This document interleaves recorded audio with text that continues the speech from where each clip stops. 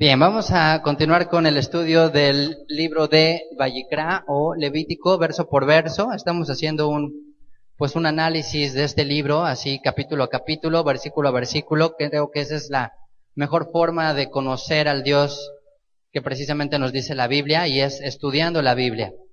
Así que, pues te invito a que tengas hoy tu mente y tu corazón abierto y que te dejes moldear. Las manos de Dios son muy poderosas. ¿Estamos de acuerdo? Son fuertes, son firmes. Y a veces nos da miedo ponernos en sus manos, porque si aprieta la mano, pues nos destroza. Pero Él es también suave, Él también es delicado, Él también tiene tacto y Él sabe cómo tratarnos a cada uno. Y hoy tenemos un capítulo muy especial, el capítulo 19 y el capítulo 20, que estaremos estudiando después. Es de los capítulos más importantes de este libro. Así que, qué bueno que estás aquí. Y pues dile aquí, al de al lado, dile, qué bueno que viniste. Porque si no, te perderías de una gran bendición. Fíjense, a estas leyes se les conoce como el lado B de los mandamientos, de los 10 mandamientos. Ya estudiamos en Éxodo capítulo 20 los 10 mandamientos o las 10 declaraciones, que es como el resumen de toda la ley, de los 613 mandamientos. Pero a este capítulo 19 y al capítulo 20 se le considera como el complemento. Y es más, yo te reto a ver si puedes identificar los 10 mandamientos en estos dos capítulos. O sea, los 10 mandamientos se vuelven a repetir aquí, solo que con otras palabras, se mencionan de otra forma, ¿ok? Yo le digo que es como el lado B, ¿no? ¿Quién se acuerda de estos cassettes? ¿Sí? ¿Se acuerdan? Tienen más de 30 años entonces ya. Dice ahí, no, pues quién sabe, yo, pura MP3, ya eso no me tocó a mí, ¿no? Bueno, dice, checa, quién sabe qué es eso. Ok, bueno, antes la música no era digital, era análoga. Entonces metías ahí tus Walkman así grandototes, ¿se acuerdan? Había de 60 y de 45, ¿no? Y luego cuando grababas, me acuerdo que tenías que ir checando así cuántos minutos más o menos le quedaban. Híjole, se quedaba la mitad de la canción, ¿no? Entonces tenías que ponerle pausa antes, luego borrabas, ya volteabas el cassette y luego ya volvía a empezar, ¿no? Entonces acababa un lado, track, sonaba así, track, y ya lo volteabas y ya le seguías, ¿no? Entonces yo sé que algunos de los jóvenes dicen, ¿qué es eso, no? Retrógradas, no, sé qué es eso, cómo voltear el cassette. Bueno, yo le digo así que este es como el lado B de los 10 mandamientos. O sea, los 10 mandamientos, decía, es la síntesis de toda la Torah. Pero aquí vamos a encontrar como que el complemento del otro lado que ya escuchamos. Ya escuchamos el lado A, ahora vamos a escuchar el lado B. Entonces vamos a tener como que un collage de un montón de mandamientos. De aquí al capítulo 20 son alrededor de 70 mandamientos. Y son muy prácticos muchos de ellos. Realmente van a la esencia, no requieren tanta teología, ni escatología, ni numerología, ni gematría, ni todas las IAs. Simplemente es tener el corazón abierto. Yo confío en que el Espíritu de Dios es poderoso para cambiar tu vida y para cambiar mi vida siempre y cuando tú te dejes. Tú te dejes. Entonces, bueno, ¿se van a dejar o no? ¿Sí? ¿Se ponen difíciles? Bueno, si se ponen difíciles, porque también puede ser. Algunos a veces nos hemos puesto difíciles con Dios. ¿Sabes qué es lo que tiene que hacer Dios? Lo que hace el alfarero con el barro. Pues lo empieza a girar más rápido para que se ablande, ¿no? Entonces, cuando se empieza a ablandar, ahora sí dice, pues ahora sí ya te vas a dejar dar forma. O sea, yo te quiero dar una forma. Pero si no te dejas, pues ahora va más rápido la rueda hasta que ya empiezas a girar y digas, no, sabes que ya ahora sí ya mejor. Ahora sí, como dice el dicho, flojito y cooperando, ¿verdad? Entonces, estos van a ser muy importantes para nuestra manera de vivir.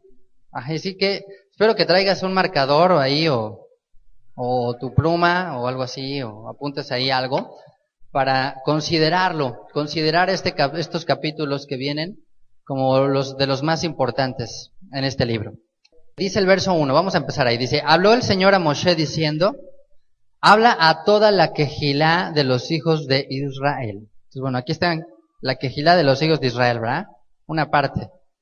¿Sí? Amén. Y diles, santos seréis, porque santo soy yo, el Señor, vuestro Dios. Esta frase se va a repetir una y otra vez. Santos seréis, porque santo soy yo, el Señor, vuestro Dios. No es opcional. Dice, santos seréis, dice Dios, porque yo soy Kadosh, porque yo soy santo, porque yo vivo en una esfera de santidad, y tú tienes que aspirar a ese nivel. Así que decíamos que Levítico es como el corazón de la Torah, porque está en medio. Tiene 2 libros a la derecha, tiene 2 libros a la izquierda, es el centro. Y este versículo es el centro de ese corazón. Este versículo resume todo lo que el libro de Levítico te quiere enseñar. O sea que si te aprendes este versículo, podrías decir, pues como que ya empecé a entender Levítico. Le dices a alguien para medio marearlo así, mira, pues Levítico podemos resumirlo en un versículo, ¿no? Habla, santos seréis porque yo soy santo, dice Dios, ¿no? Entonces, ese es el tema del libro. Ya, lo tienes. Ahí está, ya le podemos decir a Toño, ya encontramos la Biblia en 6 segundos, ¿no? Vamos, en lugar de 66 minutos o 60 minutos, ya lo resumimos a 6 segundos. A ver, resumen de Levítico, ¿cuál es? Santos seréis, porque santo soy yo, el Señor vuestro Dios. Ya, ese sería el resumen. Entonces, ¿para qué viene todo lo demás? Para aprender cómo hacerle, porque pues no es una varita mágica, ¿no? Yo no agarro aquí de a ver, santo, santo, santo, y ya, ¿no? Entonces, es de otra iglesia, ¿va? Eso es de otras religiones. Aquí no los beatificamos ni nada por el estilo. Entonces, así no es como se santifica. Como se santifica es viviendo lo que dice la palabra de Dios. Ni siquiera es estudiándola. Ese es el primer paso. O sea, es parte del proceso. Pero si no lo haces, no vamos a llegar. Dice el verso 3, aquí empieza, dice, cada uno temerá a su madre y a su padre, y mis días de reposo guardaréis. Yo, el Señor, vuestro Dios. ¿No? Muchos de estos versos los firma Dios como que diciendo, yo, el Señor, vuestro Dios. O sea, como diciendo, esto lo declaro yo, esto no lo dice el pastor, ni lo dice el rabino. O sea, esto te lo estoy diciendo yo a ti. Dice, cada uno temerá a su madre y a su padre. Entonces ya estudiamos Éxodo 20, honra a tu padre y a tu madre. Y aquí nos habla de algo diferente, que está relacionado, que es tenerle temor. Algunas traducciones, y no sé si alguien traiga por ahí, dice respeta a tu padre y a tu madre. Obviamente pues hay que respetarlo, es parte del temor y de la honra. Pero realmente la traducción sí está bien aquí cuando dice temer. O sea, sí dice tenles miedo, ¿no? O sea, sí asústate. Sí tiene que haber un momento en la vida de un niño, de un creyente, de un adolescente, de un joven, en la que tiene que tener un temor hacia sus padres. Y no me refiero al temor que a veces pensamos, como les digo, que a veces se maneja como una reverencia, ¿no? Decir, ay, sí, pase usted su excelentísima, ¿no? Sino realmente aquí habla el temor al castigo, el temor al no agradarle a nuestro padre y a nuestra madre. Esa debería ser la principal fuente del temor. El decir, sí, híjole, me da miedo manchar su nombre, me da miedo defraudarlos, me da miedo entristecerlos, me da miedo fallarles. Ese debería de ser lo primero. Pero si eso falla, la misma palabra implica que si en su momento es necesario, sí hay que tener miedo, porque ¿sabes qué? Ya me dio pavo. Y bueno, no sé si algunos de ustedes recordarán, pero pues a veces sí se siente la verdad miedo. Yo sí recuerdo algunos momentos en que cuando ya sabes que te iba a tocar una, pues ya empezabas así a sudar frío, así como que ya empiezas a sentir como que escalofríos, así se te empezaba a revolver el estómago. Y dices, ¿ahora qué le digo? Ya así estabas así como que con la temblorina de que pues me va a dar a tocar una ahorita horrible. Pero la verdad es que eso es santo, eso es reverencia que necesitamos. Por naturaleza, Dios puso un temor en los hijos hacia los padres. Hoy la psicología habla mucho de no, hay que hablarles y somos amigos y estamos en el mismo nivel y somos iguales. Pero eso ha hecho mucho daño porque no se fijan límites y el hijo debe tener límites muy claros. Y entre esos límites a veces se tienen que fijar en base al temor. A veces un marido puede llegar a hacer un poco lo mismo con la mujer, no me refiero de golpearla. Pero sí de decir, oye, ¿sabes qué? No, si mi marido se enoja, aguas porque ya me va a ir mal, ¿no? Entonces, el hijo debe tener un temor hacia su padre porque viene en el corazón y debe de mantenerse ese temor. Es obligación de los padres sustentar o sostener el temor que Dios puso en el corazón.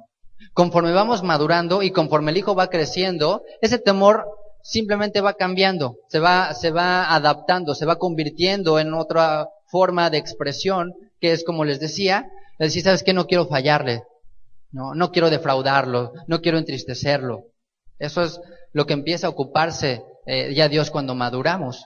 Pero incluso Dios pone ese temor en nosotros.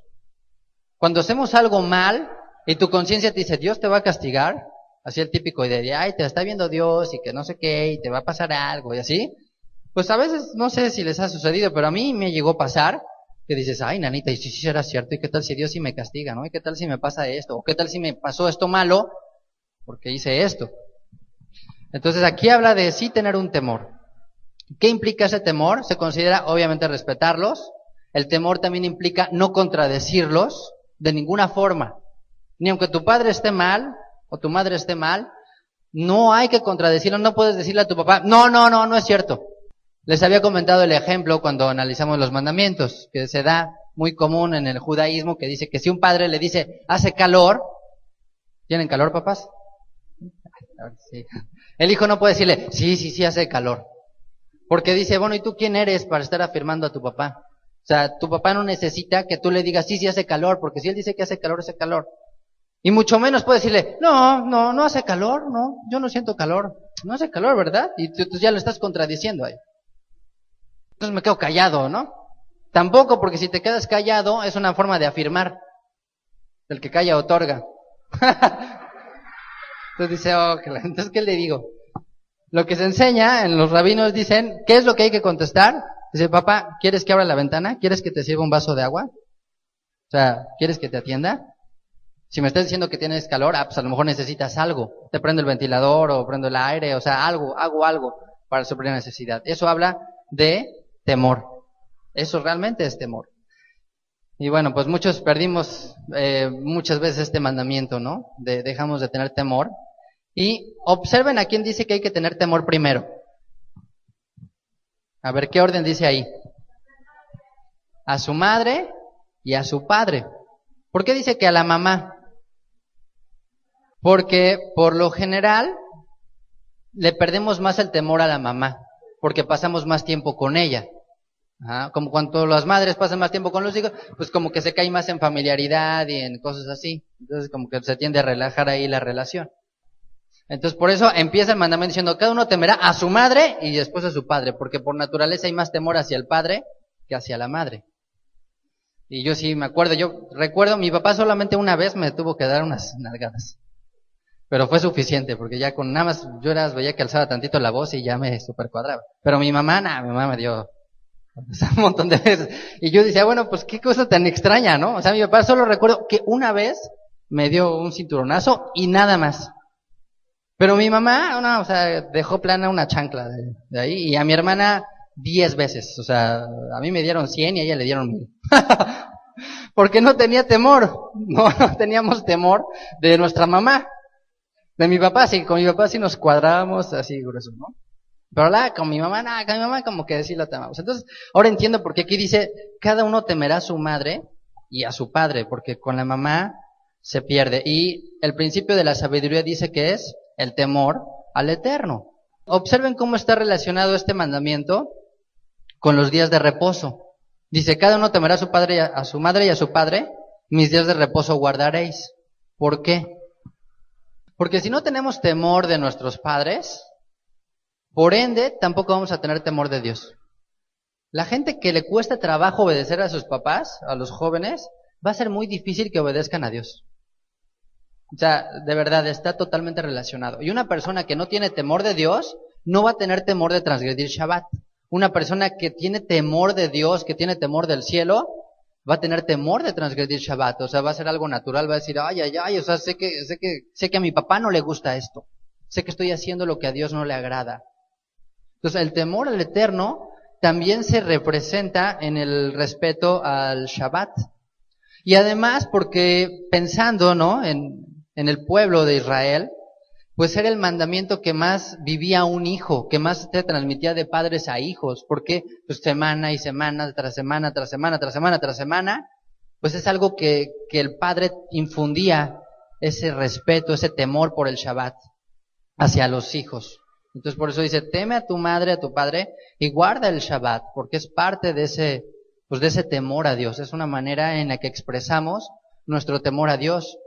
Entonces a veces quizás o tengamos que transgredir involuntariamente, pero eso no significa que nos pongamos en una posición cómoda de decir, bueno, pues él lo entiende, no me pasa nada. Sería el equivalente a desobedecer a tu papá y no sentir ningún cargo de conciencia. Es decir, pues ya, de todas maneras ya lo desobedecí, pues ahora sí la voy a gozar. Eso ya es una actitud todavía, pues, que sobrepasa, ¿no? Y que te va a llevar a la perdición, ¿no? Hay gente que, bueno, sí desobedece, pero, ay, nanita, estoy así como que me da miedo, ¿no? Yo tenía un amigo que era muy dado de que no les tenía temor mucho a sus padres. Él sí me la ganaba. Y me acuerdo que de chicos, él se sacaba las llaves del carro. Me decía, vámonos. Pero yo no sabía que lo sacaba a escondidas. O sea, teníamos pues 14 años o algo así, ¿no? Y hasta que un día lo caché, o sea, no sabía que él se sacaba las llaves a escondidas. Pero yo lo veía manejando tan tranquilo, hasta que un día vi que nos metíamos a escondidas y que les dije, ¿a poco no les dices a tus papás? Me dijo, no, pues no, porque me regañan. Dije, no inventes, ¿cómo crees? Ya nada más me decía eso y ya no podía dormir después. Como decía, vente, vamos, le digo, no, yo me voy en bici. O sea, no. Era algo muy fuerte. Entonces, como que el corazón se va haciendo insensible en la medida que desobedecemos. Vamos perdiendo temor hacia los padres. Entonces es muy importante, el Shabbat es un reflejo de esa relación que nosotros tenemos con Dios, de Dios como nuestro papá. Entonces tenemos que ir madurando, pero al mismo tiempo no perder ese temor hacia Dios, hacia nuestro Padre, y eso lo vemos por el Shabbat. Dice el verso 4, no os volveréis a los ídolos, ni haréis para vosotros dioses de fundición, yo el Señor vuestro Dios, ¿no? Así que si tenías ahí a tu artista favorito así de, wow, es mi ídolo, pues dice, ya no te vuelvas a los ídolos. Primero, ¿no? No, obviamente se refiere principalmente aquí, aunque parece muy obvio, ¿no? Pues a toda la idolatría de la que salieron los hijos de Israel, de Egipto, y de todos los pueblos que iban a encontrarse, y que iban a tratar de jalarlos. Entonces es importante entender que vamos a ir en contra de la corriente. Y que si nos descuidamos, cuando voltees ya otra vez estás en Egipto, ya estás ahí ahora sí que a las puertas. Entonces, esto también se interpreta de alguna forma como el decir no vuelvan a los ídolos, ¿sabes qué? Dice, ni haréis para vosotros dioses de fundición, o sea, no hagas tú otros dioses, ni para ti ni para otros. Implica también, no le andes buscando en otras religiones. O sea, si ya sabes que aquí está el alimento, si ya sabes que aquí está la verdad, pues ya para qué le andas rascando a ver qué vas a encontrar. Eso también se interpreta de esta forma. La idolatría es decir, bueno, pues a ver, por curiosidad vamos a ver cómo llevan estos cuates su servicio, cómo son estos dioses. Aquí les dice, ¿saben qué? No lo hagan ni por curiosidad. Está prohibido hacer dioses para ti o para otros, ¿no? De que, bueno, no son para mí, pero pues yo fabrico los budas o los tal, o sea, no hagas nada de eso. Verso 5. Cuando ofreciereis sacrificio de ofrenda de paz al Señor, ofrecedlo de tal manera que seáis aceptos. Fíjate, te invito a que subrayes eso. Ofrecedlo de tal manera que sean aceptos. Bueno, este es un tema muy largo. Ya lo estudiamos, las ofrendas de paz, las shelamim. Dice el verso 6, será comido el día que lo ofreciereis, y el día siguiente. Y lo que quedare para el tercer día será quemado en el fuego, y si se comiere el día tercero, será abominación, no será acepto. Y el que lo comiere llevará su delito, por cuanto profanó lo santo del Eterno, y la tal persona será cortada de su pueblo. Son las ofrendas de paz, las ofrendas de comunión, que se ofrecían, pues cuando tú estabas buscando esa reconciliación con Dios, cuando, ahora sí que en tu conciencia, habías tenido algún problema con alguien y eso rompe tu comunión con Dios. Entonces tú llevabas esta ofrenda de una manera de reconciliación. También era una manera de decirle a Dios gracias por la paz, por la armonía, por las bendiciones que me has dado. Y no se les olvide esto. Estas ofrendas son voluntarias. Son ofrendas que no era una cuestión de pues ahora me la traes y ahora fuerza. O sea, es algo que tenía que salir de tu corazón. Por eso dice aquí, creo que la parte clave es ofrécelo de tal manera que seas acepto. Entonces, ¿de qué manera podríamos ofrecerle algo a Dios que no sea acepto? ¿Ustedes qué se imaginan? ¿Qué no podría aceptar Dios? Ya sabemos que había ciertas reglas en los animales, ¿no? Que los cojos, que un animalito tuerto, animalitos con enfermedades, cosas y eso no. Pero en cuestión del corazón, ¿qué buscaría Dios? Que realmente haya ese corazón de comunión, ese corazón de tener reconciliación. Es como de pedirle un poco de perdón a Dios, de decir, vamos a hacer las paces. Pero, ¿cómo te sientes o cómo te sentirías si alguien te viene a pedir perdón, pero nada más es así como que por ahí, como que por obligación, o sea, de, bueno, pues perdóname, bro, o sea, sí, tenemos que perdonarnos, ¿no? O sea, pero nada más le ves la carota como de nada más para no dejarlo, ¿no? O sea, realmente no hay ese interés, no hay ese arrepentimiento en el corazón. Entonces, cuando Dios dice, de tal manera que sean aceptos es, que tu corazón sea para buscar esa reconciliación con Dios o con tu hermano. Y por eso dice que no podías dejarlo hasta el tercer día. Se comerá ese día o se comerá el día siguiente, porque si no se hace rancio. Eso significa, Dios no quiere ya una comunión así rancia, ¿no? Ahí sí las cosas que se añejan no se hacen mejores, se echan a perder. Entonces, esta ofrenda participaba el que la llevaba y comía una parte de esa. Y lo que Dios nos dice es, no dejes la reconciliación para después. No digas, pues hasta ahí el tercer día y nos vemos y nos reconciliamos y ahí luego platicamos. No te esperes a Yom Kippur, porque ya leímos que está escrito en la ley oral, ¿no? Dice que, y también Pablo dice, o sea, que no van a ser perdonados los pecados hechos de forma voluntaria. O el que dice, hoy peco y me arrepiento en Yom Kippur, dice, su pecado no le va a ser perdonado. Para eso son las ofrendas de reconciliación, para que cuando llegue Yom Kippur, pues realmente haya menos de lo que pedir perdón. Y esto es parte de la esencia de la Torá, el que haya comunión unos con otros, el que haya amor entre nosotros, y por supuesto empieza con Dios. Y esas son las ofrendas de Shelamim, que Dios no va a aceptar después de cierto tiempo. Entonces también Dios dice, si escuchas hoy su voz, que dice, no endurezcas tu corazón. No endurezcas hoy tu corazón, porque esa ofrenda que tú llevaste delante de Dios, dice ahí, al tercer día se pudre, ya no te va a servir, ya no va a ser acepta delante de Dios. No esperes más para la reconciliación con Él, ni con el hermano. Dice el verso 9, cuando ciegues la mies de tu tierra, no segarás hasta el último rincón de ella, ni espigarás tu tierra segada. Y no rebuscarás tu viña, ni recogerás el fruto caído de tu viña. Para el pobre y para el extranjero lo dejarás. Yo, el Señor, vuestro Dios. Aquí nos habla empieza a hablar del amor al prójimo, ¿no? De la misericordia hacia los demás y de un beneficio que va a abarcar a toda la sociedad. Quizás todos hemos tenido algunos sueños de grandeza.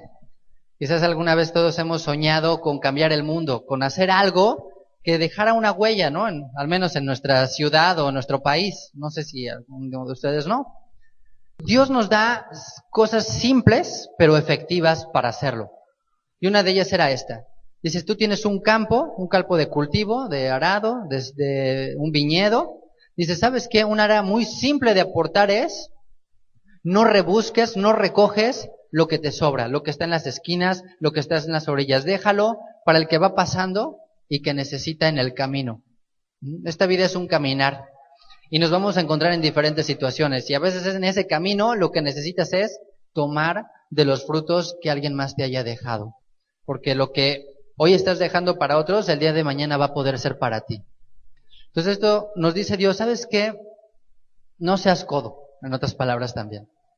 Yo me he estado observando muchos de los preceptos, por ejemplo, que hablan acerca del Shabbat, y me doy cuenta que están muy relacionados la abstención del trabajo en razón de que te va a ir tan bien que te dice, ¿sabes qué? Aguántate de abrir en Shabbat, aguántate de trabajar en Shabbat porque como que te va a ir tan bien que dices, no, pues ahorita le sigo, ya después descanso.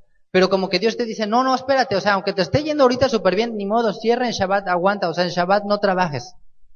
O sea, ahora sí que detén todo lo que estás recibiendo, un ratito, porque te estoy dando muchísimo. Como que el enfoque que Dios nos da cuando no trabajas en Shabbat es porque ya tienes lo suficiente, o sea, como dice, espérate, o sea, tranquilo, tienes tanto que ya... Y aquí en este caso, pues obviamente está hablando de alguien que es fructífero, que tiene mucho fruto en su campo, y que está diciendo, déjale eso a los pobres, déjale eso al extranjero, no acapares todo, ¿no? Eso también nos enseña un principio más general que es, no monopolices las cosas, ¿no? Por ley los monopolios están prohibidos, pero bueno, pues también las empresas siempre tratan de, ¿sabes qué? Pues hasta los últimos rincones, ¿no? O sea, a mí no me importa, o sea, si yo puedo agarrar 100, pues agarro los 100.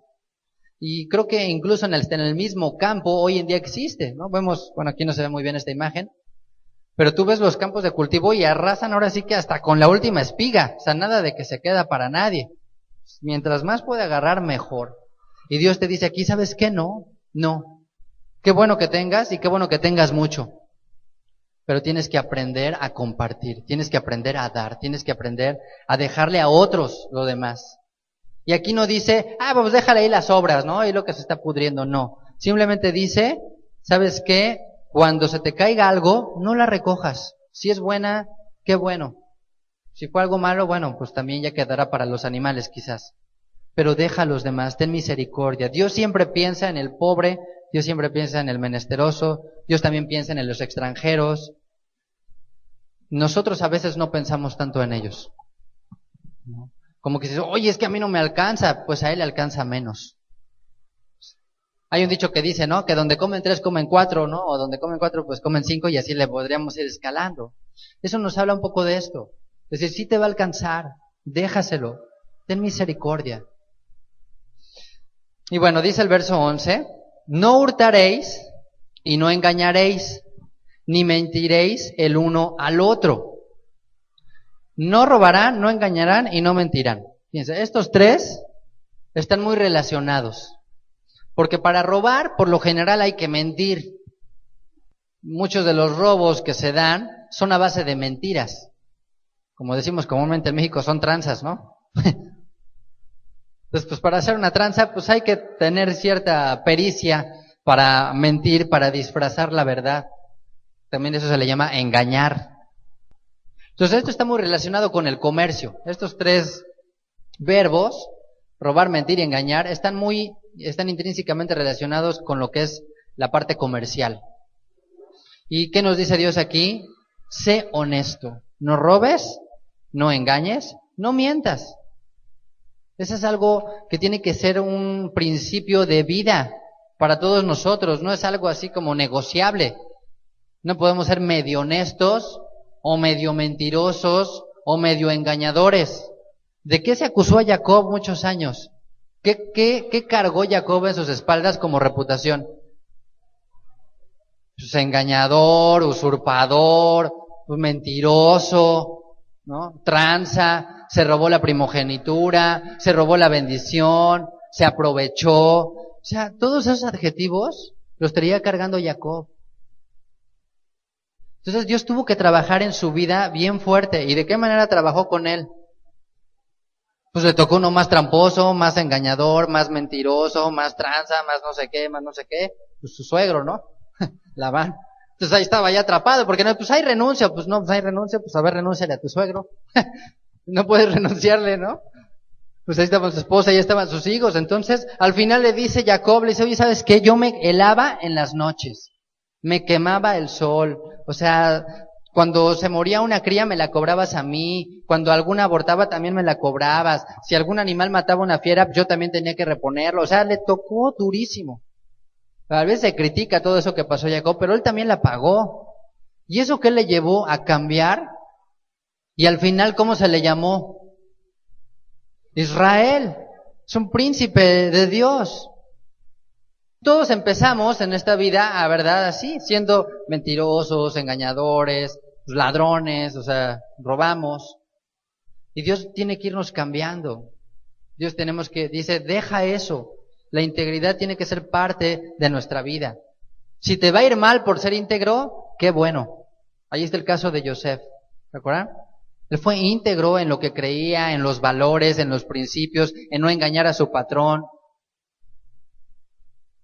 Y sí, le fue mal, pero al final le fue bien. Entonces, si hacemos un balance, pues ¿quién no quisiera tener a los 33 años lo que vivió Yosef, ¿no? Pues muchos ya pasamos esa edad y ya no, ya no lo logramos. Entonces, no por eso nos vamos a dar por vencidos. Dios está buscando esto. Y una persona acusada de robo, pues pierde esa integridad, pierde ese respeto también. Eso es algo que tenemos que buscar como testimonio también dar, ¿no? Va a perder respeto en las demás áreas, va a ser muy difícil confiar en una persona así, que sabes que roba, que miente o que engaña. No te vas a sentir cómodo, va a ser muy complicado estar ahí. Y eso cubre todos los ámbitos de nuestra vida. Como esposos no podemos estar robando, mintiendo, engañando a nuestra esposa. Y como mujer tampoco. Están ahí como que disfrazándole las cosas. Tú sabes cuando estás engañando a tu marido, tú sabes cuando estás mintiéndole a tu esposa. Y eso dice aquí la Torá, no lo hagas. No lo hagas. Dice, no mentiréis el uno al otro. Verso 12, no juraréis falsamente por mi nombre, profanando así el nombre de tu Dios. Entonces, bueno, también esta es parte, ¿no?, de los 10 mandamientos. Decíamos que el jurar es una forma de poner a Dios por testigo. Cuando alguien juraba en nombre de Dios, que era poco común mencionar el nombre de Dios, es como decir, llamo a Dios por testigo y digo que lo que yo diga Él lo respalda. Por eso en las cortes de justicia, en los juicios, en Estados Unidos, ¿no?, que se pone la mano en la Biblia y que dice, puedes decir la verdad y todo esto, ¿no? Porque es una forma también de ejercer esta presión en la persona que va a hablar y poner sobre su conciencia, decir, bueno, tú estás declarando aquí que vas a decir la verdad. Entonces Dios dice, no juren falsamente por mi nombre. ¿Qué quiere decir? No me pongas a mí en testigo en tus asuntos de tranzas y de cosas así. Ni digas que me conoces. Porque estás diciendo que yo te estoy respaldando. Entonces mejor no hagamos quedar mal a Dios. No juremos en su nombre, no tengamos que hacerlo. Y eso se da porque no somos suficientemente íntegros. Cuando una persona siempre dice la verdad, no te tiene que jurar nada. No te tendría que estar diciendo, no, sí, que mira. Yo creo que la vida de Yosef es un ejemplo. Yo creo que Potifar sabía que su esposa estaba mintiendo y que Yosef decía la verdad. Y por eso no lo mataron, porque él debía de haber estado muerto.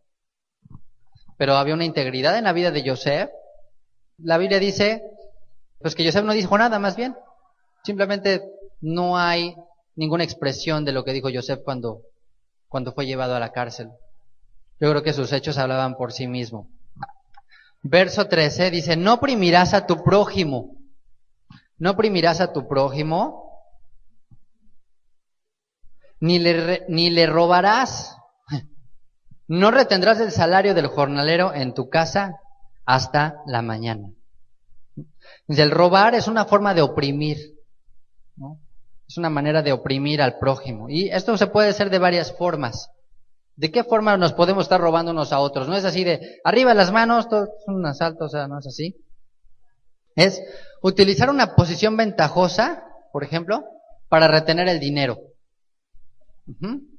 Es sacar provecho de una situación económica y bueno, pues ¿sabes qué? Yo me quedo con tu dinero cierto tiempo y ya después te lo devuelvo, pero ya te estoy oprimiendo. Robar también puede implicar en los altos precios, ¿no? El que sabes que no tienes que vender más caro de lo que realmente es una ganancia honesta o considerable, y tú dices, no, yo sé que este cuate me puede pagar, no, pues ahorita le descargo la más alta, no, hombre, ahorita sí, de aquí saco para la tele. O sea, no puedes hacer eso. Eso es también robar, ¿no? Generar una inflación así es una forma de robar. También demorar la paga acordada es una forma de robar, ¿no? En tiempo de la Escritura, el jornalero recibía su paga diaria.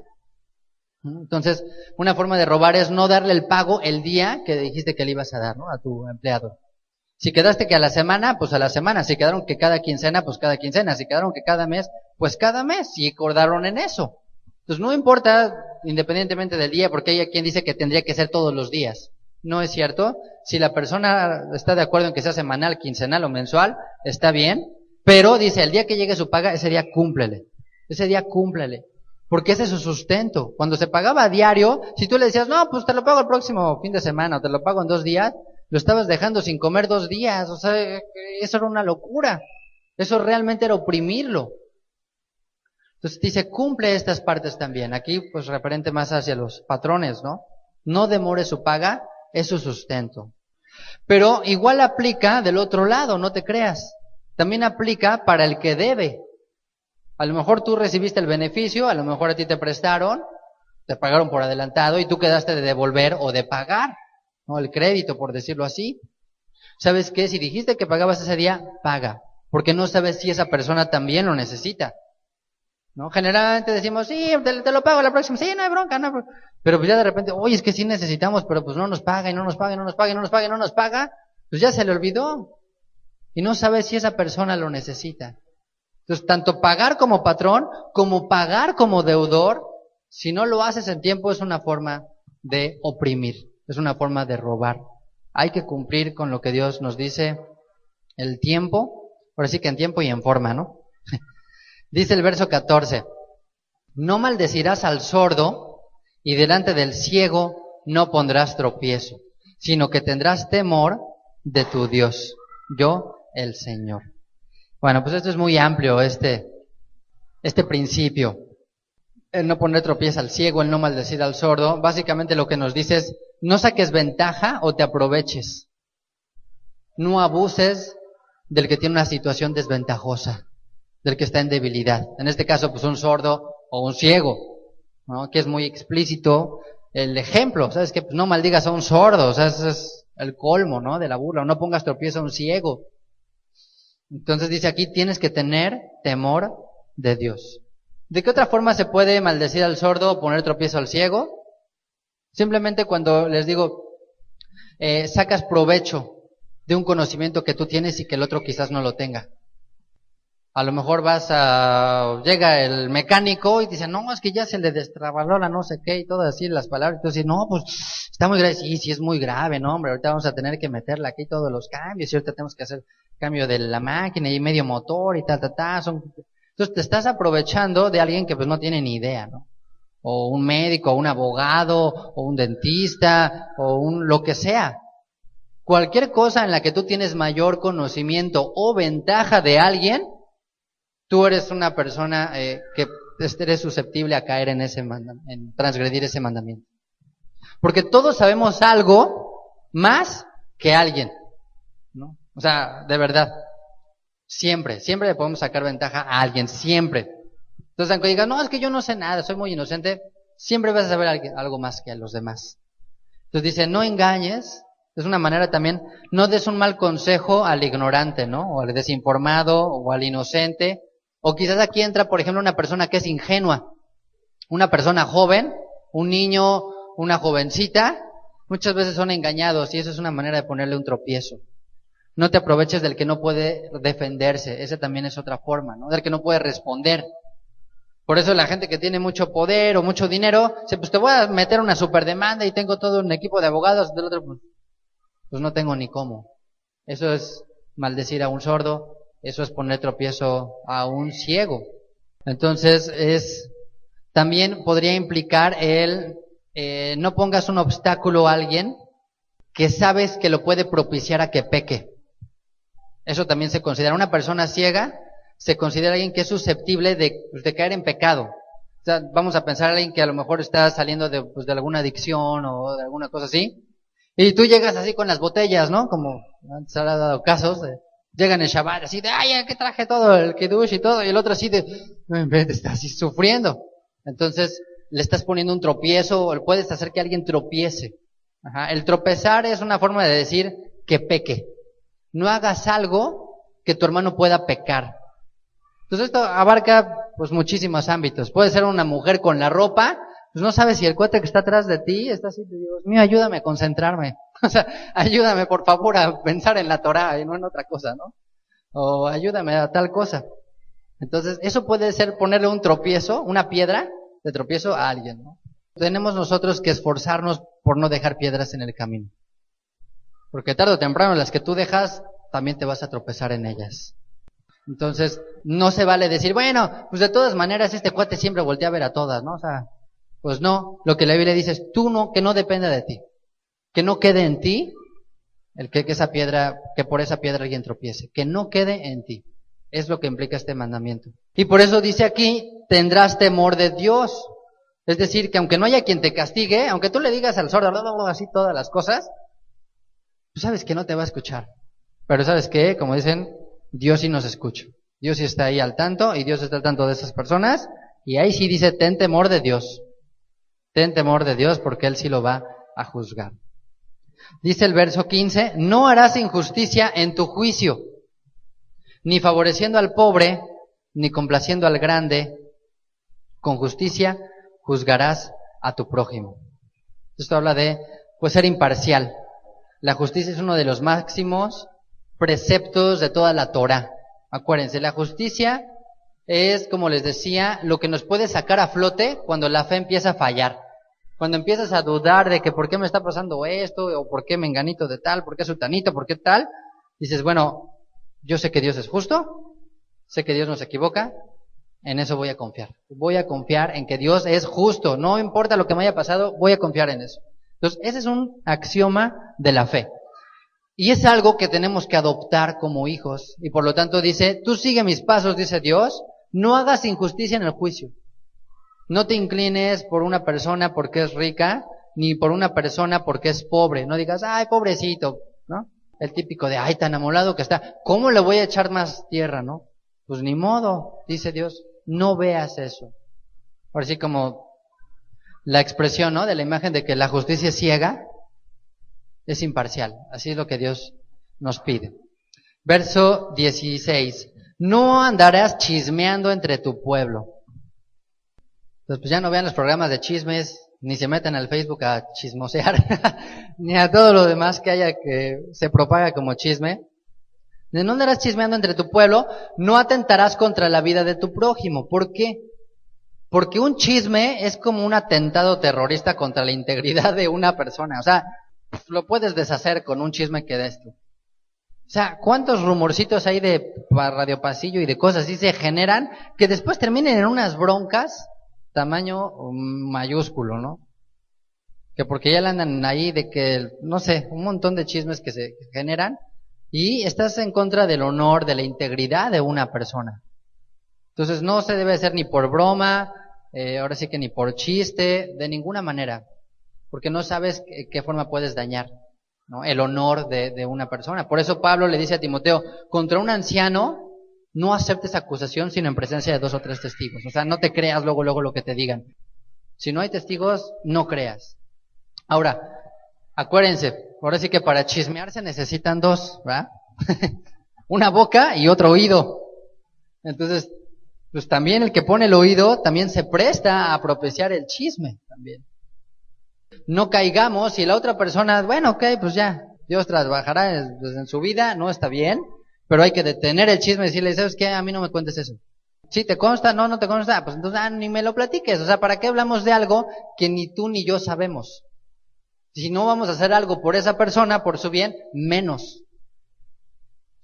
No, si no, es que te lo platico para que oremos, ¿no? Y sí, ajá, sí, luego ya se van y ya, sí, oramos luego, ajá. Entonces el chisme crea discordias y Hashem ama la paz. Dios es un Dios de paz. Y el chisme es una forma de generar esas discordias entre los hermanos. Entonces hay que tener testigos, hay que comprobar las cosas. Dice, no aborrecerás a tu hermano en tu corazón. Fíjense, este es de los más importantes. No aborrecerás a tu hermano en tu corazón. Razonarás con tu prójimo para que no participes de su pecado. Pues todo empieza en el corazón, ¿no? Yeshua dijo que del corazón salen los adulterios y las fornicaciones y los hurtos y los robos y las maledicencias y pues prácticamente toda cosa ahí mala, ¿no? Sale del interior, sale del corazón. Entonces lo primero que dice aquí el mandamiento es, no aborrezcas a tu hermano en tu corazón. Entonces, ok, entonces, si es abiertamente, sí.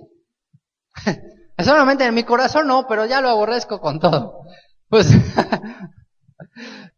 si lo haces en tu corazón, tarde o temprano lo vas a hacer abiertamente. ¿No? Ese fue el pecado de Caín. O sea, lo empezó a aborrecer a su hermano en su corazón. Empezó a caerle mal a su hermano. Y aquí vamos a ver que empieza por las cuestiones negativas. Empieza, no aborrezcas a tu hermano en tu corazón. Después dice, no te vengarás, no guardarás rencor, sino amarás a tu prójimo como a ti mismo. Entonces empieza por las cuestiones de actitud, por las cuestiones morales, por las cuestiones del corazón. Porque todo, como dijo Yeshua, todo empieza ahí. Joseph fue primero aborrecido en el corazón de sus hermanos. ¿Y después qué pasó? Pues lo vendieron. Yeshua fue primero aborrecido por estos líderes en su corazón. Y ya después lo entregaron. Entonces lo que pasa en el corazón solo es una semilla. No es el árbol, es la semilla. Ya cuando empiezas a ver las manifestaciones, ya son las ramas, ¿no? Ya esas son las expresiones del corazón. De la abundancia del corazón, habla la boca. Entonces, si nuestro corazón es limpio, nuestras acciones, nuestras actitudes también van a ser limpias. Pero va a ser muy difícil tener una actitud y unas acciones buenas si nuestro corazón es malo. Tarde o temprano va a reflejarse esa naturaleza. ¿Y cuál es el consejo para librarse de este mandamiento que es de los más importantes? Porque aquí suena como que dices, oye, no aborrezcas a tu hermano en tu corazón, es, ay, ¿cómo crees? Si lo veo todos los Shabbats, ¿no? ¿Cómo crees si mis hijos juegan con sus hijos? ¿Cómo crees si fui a su boda? ¿Cómo crees tal? Pues no, pero de verdad, piensa en los ejemplos que hay en la Biblia y Dios nos ve como hermanos y esto se da en nuestra propia casa. Esto se puede empezar a generar con nuestro propio prójimo que es nuestra esposa. ¿Por qué la gente se divorcia? Pues porque ya hay en el corazón una manera de ya no querer resolver las cosas. Y el consejo esto es, lo primero que tienes que hacer es analizar por qué te cae mal esa persona. ¿O qué es lo que te cae mal de esa persona? Es más, piensa en alguien ahorita. No digas su nombre. No veo los pensamientos, no se preocupen. Pero, de verdad, a veces hay que pensar, o sea, hay que sentarse y decir, bueno, a ver, ¿por qué este cuate me cae mal? O sea, ¿qué es lo que me cae que me molesta de él o de ella? Es como viste, tiene mal aliento, es engreído, o está muy galán, o está muy guapa, o sabes que está más delgada que yo. O sea, ¿qué es lo que realmente yo sé que me cae mal? Y no me voy a hacer guaje, voy a realmente ser honesto y decir, o sea, ¿qué me cae mal? Porque no es cierto que amo a todos me caen bien, a todos los amo, no es cierto. Siempre hay algo que nos cae mal de alguien. Siempre hay algo que nos cae mal de alguien. Y es ahí, cuando ya entiendes qué es eso, cuando ya puedes empezar a trabajar. Ahí. Y quizás cuando te empiezas a dar cuenta de lo que dices, oye, pues lo que me cae mal es que es medio presumidón, ¿no? Pero bueno, ya después empiezas a darte cuenta y dices, bueno, pues ¿qué tiene, no? Bueno, pues es presumido, pues allá él, o sea, ya lo empiezas a abordar de otra manera. Ya lo empiezas a ver de otra forma, ¿no? Y te das cuenta que muchas veces el problema está más en ti que en él. La otra persona ni te pela, ni te fuma, ni te nada, o sea, no tiene nada que ver contigo y tú simplemente estás haciendo bilis de algo que la otra persona ni siquiera está enterada. A veces detrás de eso, de este aborrecer y todo esto, a veces hay celos, eso es la verdad, a veces hay celos en nuestro interior, o resentimiento, o simplemente son personalidades diferentes, simplemente son una manera de ser diferente, ¿no? O sea, es una forma de ser, no eres compatible, ahora sí que con esa ya, pero es importante ser honestos. Y por eso después dice, razonarás con tu prójimo, para que no participes de su pecado. A lo mejor lo que te cae gordo es que este cuate pues está en pecado y sigue aquí y nadie lo reprende y todo esto. Bueno, Dios dice, razona con él. Razonar con él, hay otras versiones que incluso dice, repréndelo, exhórtalo, llámalo al arrepentimiento, llámalo a corregir ese camino. Y quizás si eso es lo que te molestaba, pues ya se acabó. Ya no va a haber ese problema, ahora sí amiguísimos, ¿no? Ya, los mejores amigos. Este es el pasaje que hace referencia a Yeshua cuando nos dice, si tu hermano peca contra ti, ve y habla, ¿se acuerdan? O ve y repréndelo estando tú y él a solas. ¿Sí se acuerdan de ese pasaje? Mateo capítulo 18. Por tanto, si tu hermano peca contra ti, ve y repréndelo estando tú y él solos. Si te oyere, has ganado a tu hermano. Tristemente, no suele pasar esto. No solemos hacer esto por muchas razones. Pero es un mandamiento y es un amor al prójimo el reprender a alguien. Nadie dudaría en decirle a algún hermano, oye, ¿sabes qué? Vas a perder toda tu lana, acabas de invertir en esto y esa empresa es fantasma o no existe o tú está en riesgo tu vida a lo mejor, ¿no? Y esa persona te diría, oye, muchísimas gracias, ¿no? Es que bueno, me libraste, o sea, iba a perder todo mi dinero. O sea, como que, ay, no, pues te sientes bien de ayudarle. Pero espiritualmente también tendría que ser así. Y también tendríamos que agradecer cuando alguien nos dice, oye, ¿sabes qué? Pues esto está mal. Yo la verdad les agradezco cuando alguien me hace algunas observaciones, porque es una manera de mejorar también. Si no lo hiciéramos eso unos con otros, pues estaríamos muriendo mal. Así que le vamos a seguir por ahí y nunca vamos a mejorar, nunca vamos a poder cambiar.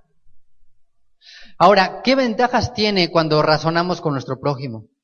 Hay mucha gente que dice, es que ¿sabes qué? La verdad, o sea, dice, pues yo también estoy mal. O sea, como que pues ni modo que yo le esté diciendo que él lo haga si yo no lo hago. ¿Estamos de acuerdo que este es uno de los principales puntos? Que dices, bueno, pues es que pues me va a decir, bueno, ¿y tú qué me dices si tú también lo haces? Sí, pero aún así, dice, hazlo. Aún así, hazlo. ¿Por qué?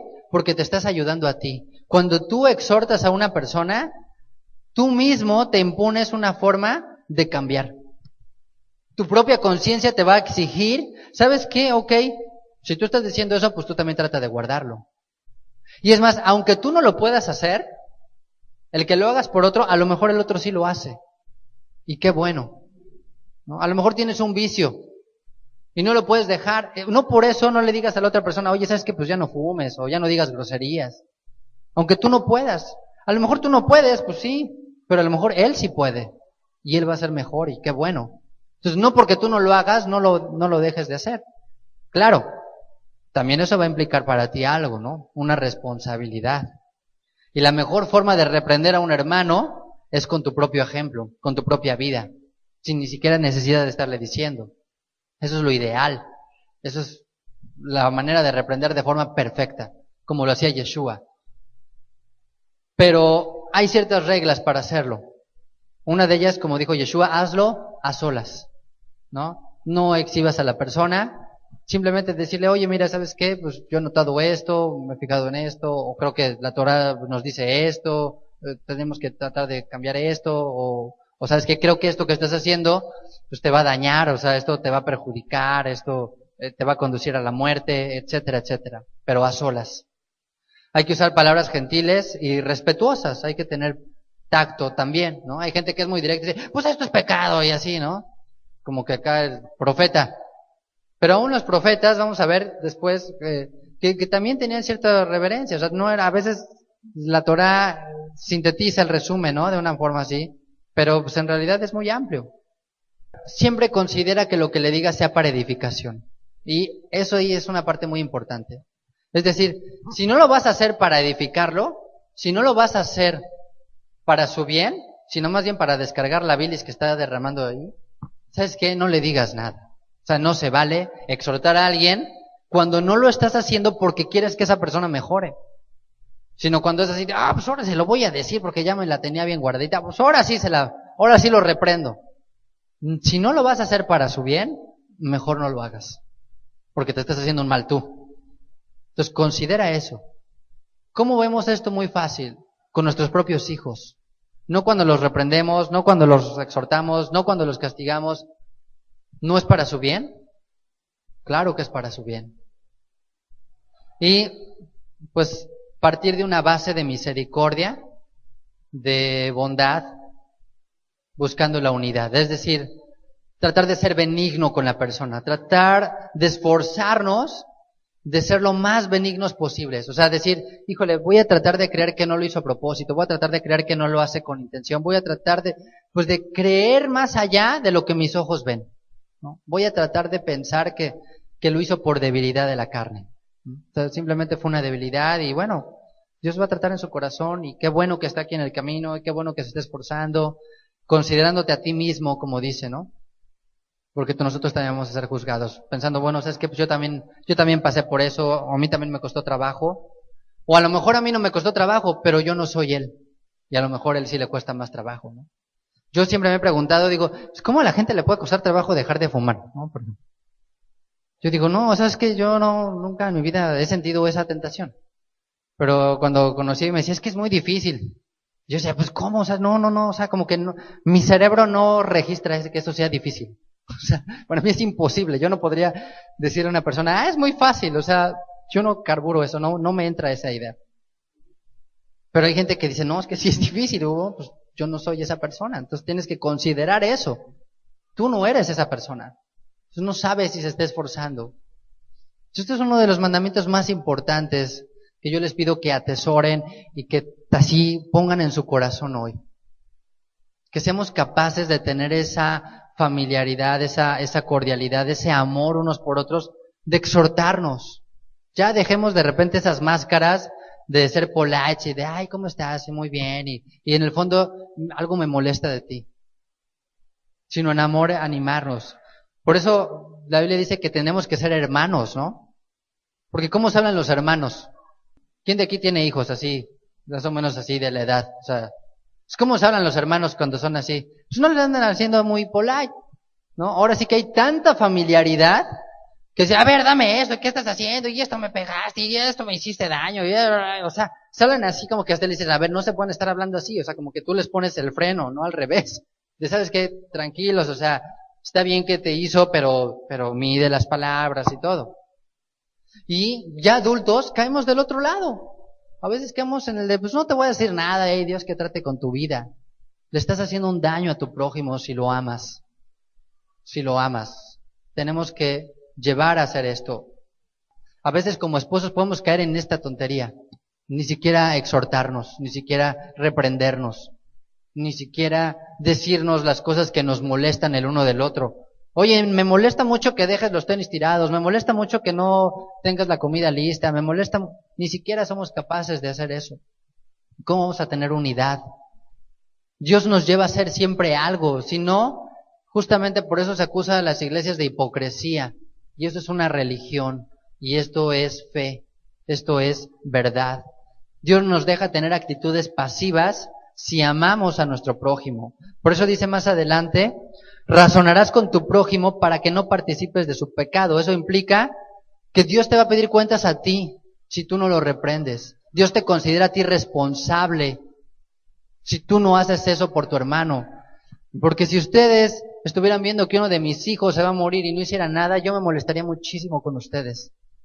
Yo les diría, ¿cómo es posible que estés viendo que mi hijo se está muriendo y no me dijiste nada?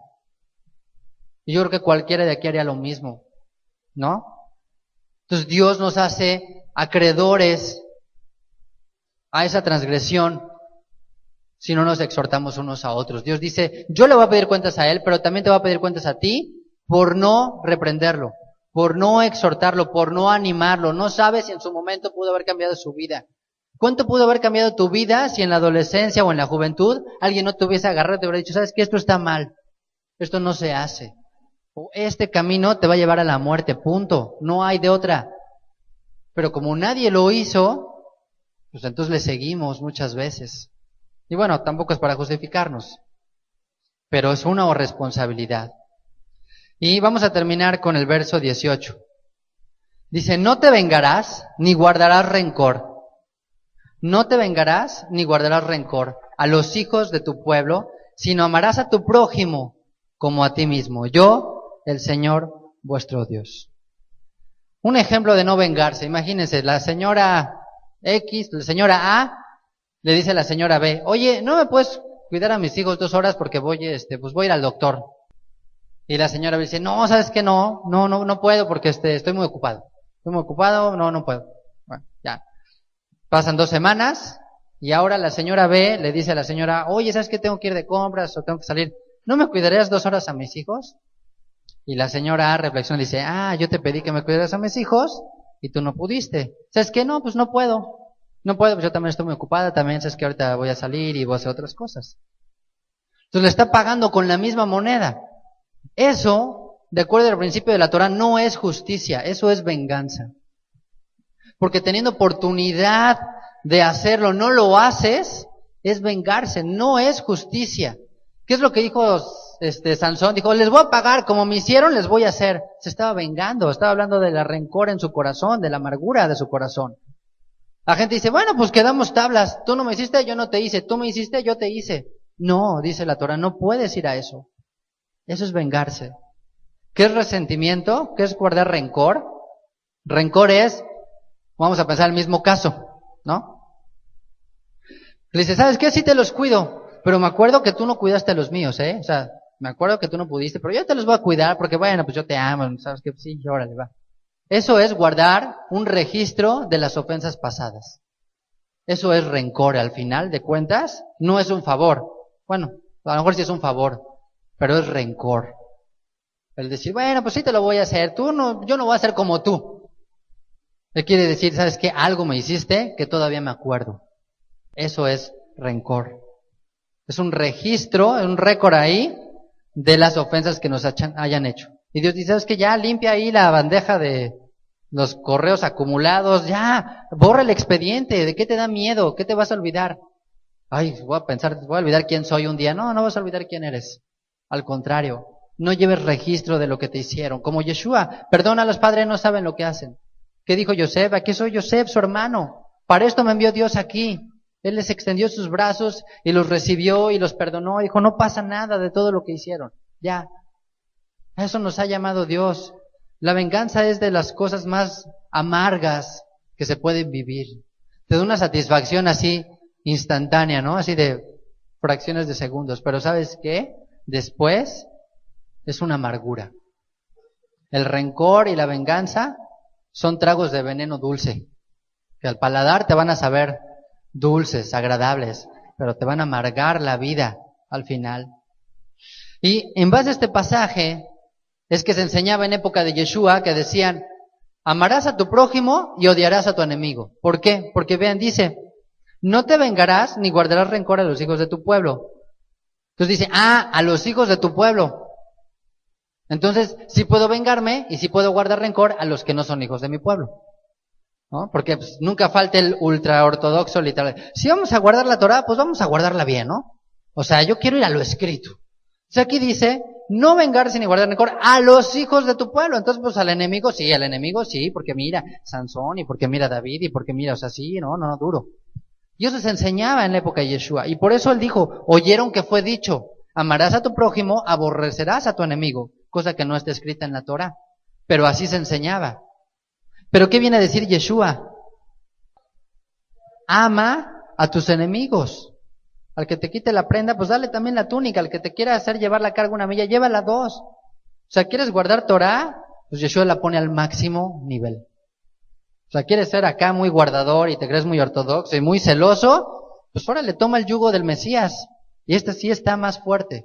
Entonces, ¿quieres así que el amor, ahora no quieres guardar rencor ni venganza? Ama a tu prójimo como a ti mismo. Y dice Yeshua, ama a tu enemigo. O sea, lleva la Torah a su máxima expresión. Pues bueno, ese es el yugo que nos hemos impuesto, ¿no? ¿O no? Esa es la halajá que seguimos, ¿o no? O sea, que de repente vemos las cuestiones ortodoxas y dices, ¡oh, está gruesísimo!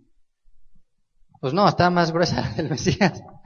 Porque eso va a la esencia, porque Yeshua va al espíritu de la Torah.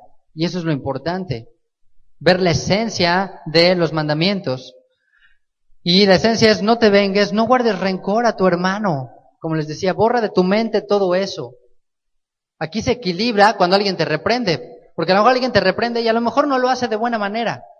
¿Sabes qué? No le guardes rencor a esa persona. ¿De qué manera? Es como cuando te tropiezas, alguien se ha tropezado así, de repente que una pierna como que no se comunica bien con la otra y boing. Mismo que digas, ay, eres una burra pierna, esta tonta, ¿no? Te voy a dar unos, ¿no? O la otra pierna empieza a reprender a la otra, ¿no? Dices, pues no. Simplemente dices, pues fue un accidente, fue algo eventual, es parte de mi propio cuerpo. Así deberíamos de vernos, como parte del mismo cuerpo. Debemos de pensar de forma benigna, que no fue intencional, que fue, como les decía, por debilidad, porque ¿sabes qué? Pues le ganó ahorita la carne, ahora sí que está haciendo el mal que no quiere, ¿no? En su mente se deleita en la ley de Dios, pero pues ya en sus obras pues hay otra ley, y está trabajando Dios en esa ley. Y si no es por eso, pensar que Dios nos va a recompensar en la vida eterna, que lo estás depositando ahí al Olama Bank, ¿no? Con intereses. por no vengarte, por no guardar rencor. Y finalmente por eso dice ahí, amarás a tu prójimo como a ti mismo. Entonces no nos pide más Dios. Ya no te pide, ámalo más allá. Simplemente como te amas a ti, punto. Como te amas a ti. Y Yeshua mismo dijo, este es el segundo mandamiento más importante. En eso se resume todo lo que pudiéramos aprender en esta vida acerca de la ley. Es, ama a Dios y ama a tu prójimo como a ti mismo. Es el 50% de la Biblia. El 50%. No sé si se les haga poco. Los demás mandamientos son simplemente para aprender cómo hacerlo. O sea, no guardes rencor, no te vengues, etcétera, etcétera, etcétera. Entonces, por eso el énfasis que hace la Escritura aquí, cuando nos habla de todo este contexto, es, tenemos que ensanchar nuestro corazón. El mismo apóstol Pablo, en la carta de los Romanos, cuando dice, no se deba nada a nadie, sino el amarse los unos a los otros, porque el que ama al prójimo ha cumplido la ley. Es interesante escudriñar cada mandamiento y es hermoso. Pero el mensaje principal no se ha perdido nunca. Y es el amor. El amor que tenemos que manifestarnos con hechos y no con palabras. Empezando por lo que no debemos de hacerle al prójimo y después por lo que debemos de hacer por él. Tristemente en la época de Yeshua, aunque había una gran abundancia de conocimiento de los mandamientos, porque fue una época interesante de apogeo, de estudio de la Torá, había diferentes escuelas de enseñanza. Llegó el colmo que se acartonó la Torá, perdió esa frescura, ya se había puesto en odres viejos. Y llegó un momento en que alguien le dijo, bueno, pues ¿quién es mi prójimo? ¿Se acuerdan? Pero ¿cuál es el mandamiento más importante? Yeshua dijo, amarás a Dios. Y el segundo es semejante, amarás a tu prójimo como a ti mismo. Y llega un maestro de la ley y le dice, ¿y quién es mi prójimo? ¿Ustedes creen que se necesita un doctorado en teología para saber quién es tu prójimo? Pues no se necesita un doctorado, pero a veces sí necesitamos recordarlo. Y es cuando Yeshua cuenta la historia de ¿cuál? La del buen samaritano. Y generalmente se piensa, bueno, el samaritano es el prójimo. Lo que dice Yeshua, ¿quién actuó como prójimo? El samaritano actuó como prójimo. Entonces, un prójimo es aquel que está más cerca de ti. Prójimo es el que es más cercano a ti. Prójimo también implica la palabra próximo, cercanía. Entonces, el más cercano a ti, pues si eres casado, pues es tu pareja, ¿no? O tus hijos después. Pero si no, es tu hermano en la fe que está aquí. Ese es tu prójimo, ese es tu próximo. Pablo dice a Gálatas, ustedes fueron llamados a libertad, pero no usen la libertad como ocasión para servir a la carne, sino para servirle por amor los unos a los otros. Porque toda la ley en esta palabra se cumple. Amarás a tu prójimo como a ti mismo. Pero si se muerden y se comen unos a otros, mirad también que no se consuman unos a otros. Porque la desintegración de las comunidades no se da de afuera, se da desde adentro. Y se dice que por eso el templo también fue destruido. Por amor gratuito. Porque la gente se empezó a dividir y a guardar rencor por cosas aparentemente insignificantes. Entonces, Yeshua también lo dice de otra forma. Dice, hazle a los demás lo que te gustaría que te hicieran a ti. No es tan difícil pensar lo que a ti te gustaría, ¿verdad? Lo que nos gusta, no es difícil pensar en lo que nos agrada. Por eso les digo, no es tanto el conocimiento lo que debemos de perseguir. Si buscamos aprender, es para que busquemos cómo mejorar en amar al prójimo. El conocimiento simplemente debe de ser el instrumento que nos capacita para ser mejores usados por Dios, para saber cómo amarnos más, para pulirnos en detalles de cómo amarnos a los demás. Por eso el amor en el matrimonio debería de crecer año tras año, porque en la medida que conoces a la persona, pues ya sabes por dónde le gusta, ahora sí, ¿no? Sabes qué es lo que le gusta y sabes qué es lo que no le gusta, y entonces ahora sí que te haces experto en amar a esa persona. En la medida que convivimos unos con otros, también nos vamos a ir ayudando a entendernos cómo amarnos unos a otros. Por eso no debemos de aislarnos, por eso no podemos separarnos. Por eso a veces la religión nos separa, como el caso del ejemplo que pone Yeshua. que el levita, el sacerdote, les estorbó el conocimiento que tenían. En lugar de ayudarles, les estorbó. Porque ellos decían, si toco un cadáver me voy a hacer inmundo y entonces no voy a poder servir a Dios. Y el cadáver es inmundo y ya en su mente pues yo creo que veía todos los preceptos y todo lo que implicaba y toda la purificación y todo el ritual y todo lo que hacían. Y el samaritano pues que a lo mejor pues no tenía ni idea de todo eso, pues vio una persona simplemente fue sensible al Espíritu de Dios.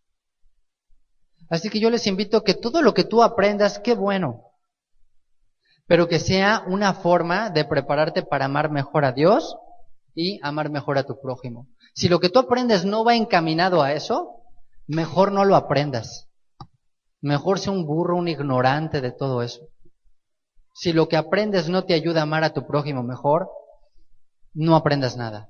Y eso incluso aplica para alguien que puede estar estudiando Torah.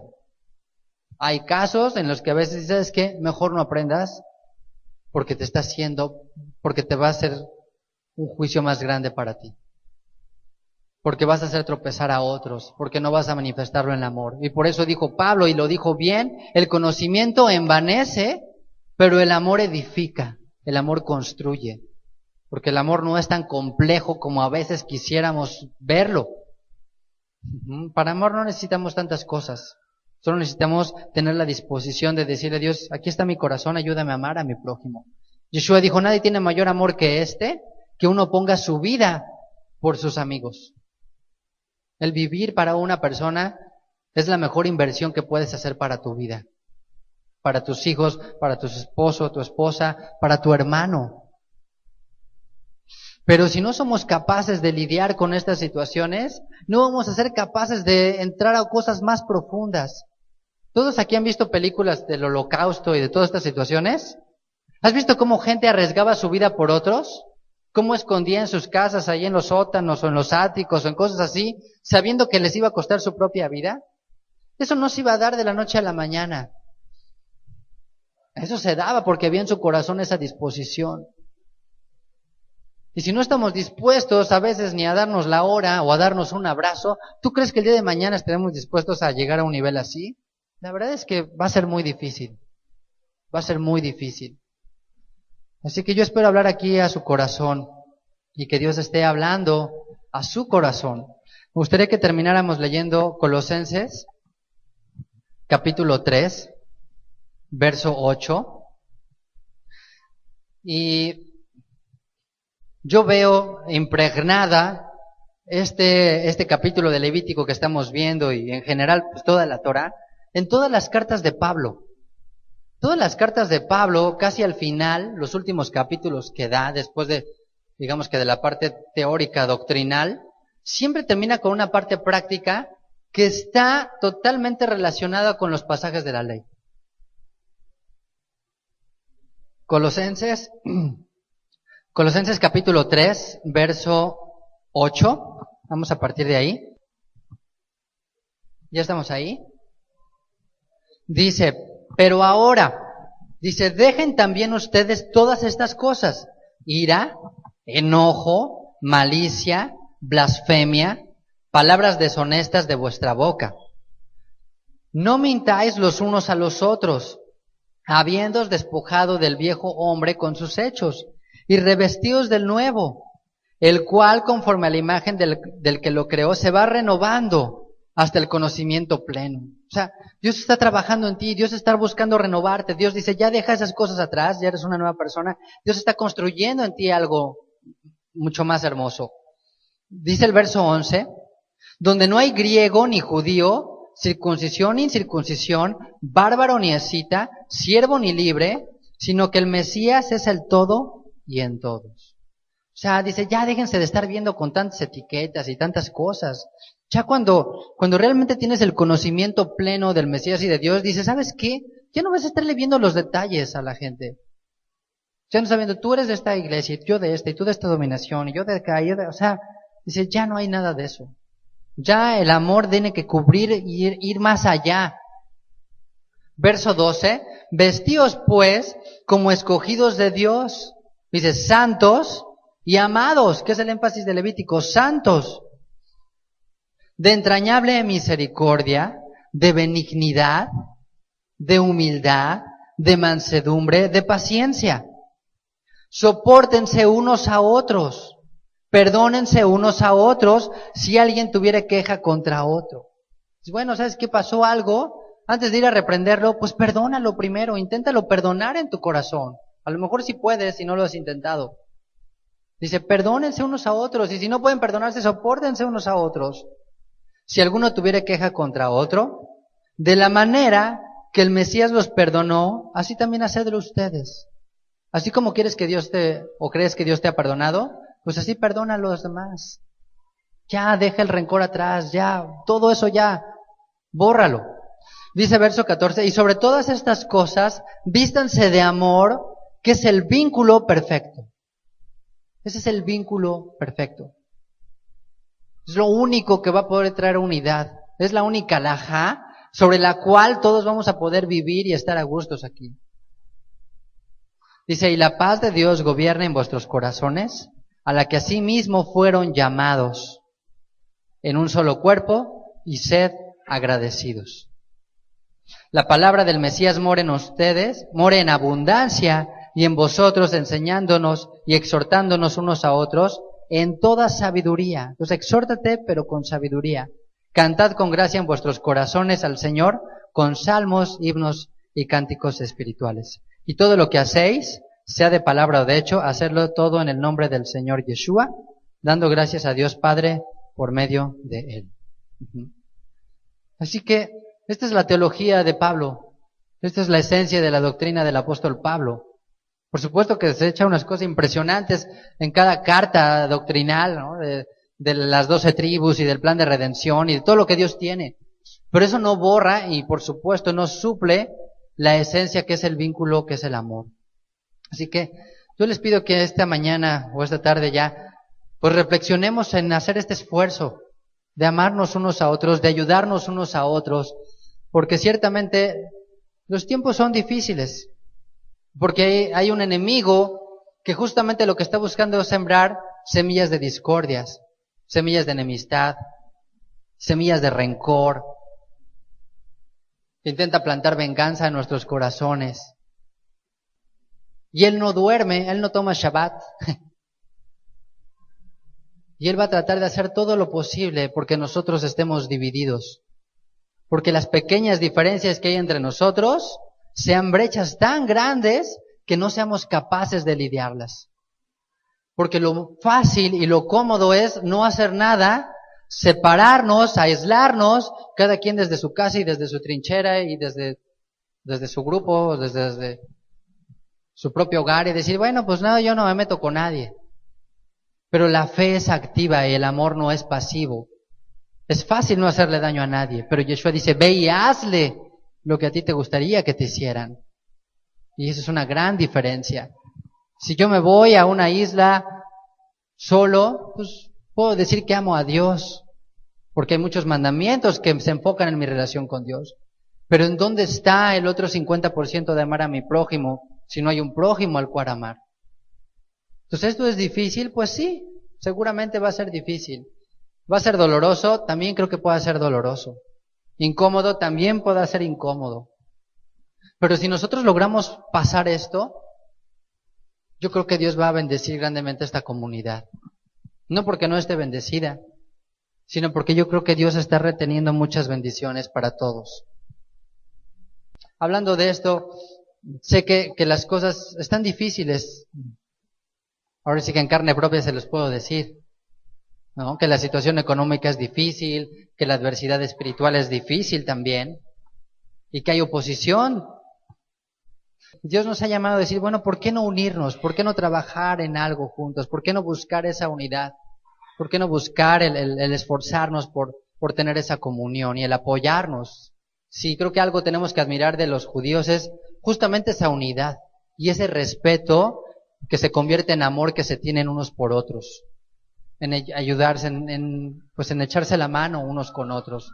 Y sobre eso también quería comentarles que vamos a trabajar en hacer una especie, digamos que de aviso oportuno, de un periódico, una cosa similar, en la que podamos pues estar informados a qué nos dedicamos todos, qué es lo que hacemos unos y otros, y apoyarnos de esa manera, porque nos hemos visto lentos en eso, ¿no? La verdad es que a veces no sabemos ni que la persona que hace al lado, pues hace lo que necesito quizás, ¿no? Así de, ay, de haber sabido. ¿Y esto qué nos lleva a pensar? Que de nosotros mismos también va a depender el ayudarnos y bendecirnos, ¿no? Oye, ¿sabes qué? Pues si a lo mejor me duele una muela y él es dentista, pues voy a ir con él y no voy a ir con alguien que a lo mejor no es de esta comunidad, que no es mi hermano en la fe. ¿Por qué habría de darle ese apoyo y esa bendición a alguien que no es mi hermano cuando se la puedo dar a mi hermano? Así de simple, ¿no? ¿Por qué no bendecirnos unos a otros? ¿Por qué no hacerlo más tangible de esa manera? Y es lo que hacen los judíos. La verdad es que el dinero no sale de esa comunidad, de ese círculo, y por eso son prósperos y por eso son bendecidos, creo que también. Porque es un reflejo muchas veces también la parte económica, también de la parte espiritual. No siempre, ¿no? Pero también es una manera de bendecirnos unos a otros. Así que hace algunos meses, Patti nos ayudó a formar una base de datos en el que, bueno, la mayoría de aquí nos registramos y apuntamos, ¿no?, a qué nos dedicábamos. Vamos a empezar a trabajar con esa. Si alguien no se anotó o no sabe de qué estoy hablando, entonces, pues acérquese igual conmigo para volver a hacer esos registros. Y simplemente la idea es decir, bueno, vamos a ver qué es lo que hacemos, a qué nos dedicamos y cómo nos podemos ayudar. ¿Qué les parece? ¿Están de acuerdo? Ahora sí que ya quedará en nosotros mismos si sacamos esto adelante o no. Si nos podemos apoyar o no. Ajá. Si prefiero darle mi dinero al hermano, al prójimo, o dárselo, no sé, a Carlos Slim, o no sé, me encanta tal que a lo mejor está muy necesitado, ¿no? Digo, pues pobrecito Carlitos Slim, pues hay que echarle la mano, no vaya a ser que pierda el primer lugar, pues mejor se lo damos a él, ¿no? Entonces, creo que esto es para obligarnos entre nosotros mismos realmente a estrechar esos lazos también, ¿sale? Entonces, bueno, pues acompáñenme a orar. Les voy a pedir que nos pongamos de pie, o si se gustan hincar, pues que esto pueda ser la esencia de esta comunidad, que esto pueda ser el distintivo de esta comunidad. No la cuestión, pues sí, el verso por verso, sí, las raíces hebreas, está increíble, es maravilloso esto, pero la verdad es que no quisiera que la gente nos recordara por eso, que la gente se sintiese atraída de forma natural por la vida que puede ver en nosotros, por la manera en la que nos tratamos. Borrar, ahora sí que borrar y quitar la etiqueta que cargan generalmente, o que cargamos generalmente las iglesias, decir, ay, de puro dientes para afuera, ¿no? Dice que sí y no ora por mí, dice que sí me va a ayudar y ni siquiera me compra, ¿no? O sea, prefiere comprarle a la competencia que ni siquiera es creyente. Entonces, sé que en nuestras manos está el hacer esto, y para mí eso es una de las mejores noticias. Cuando ya no está en tus manos, pues bueno, confiamos en Dios, pero cuando es algo que todavía está en tus manos hacer, es una buena noticia.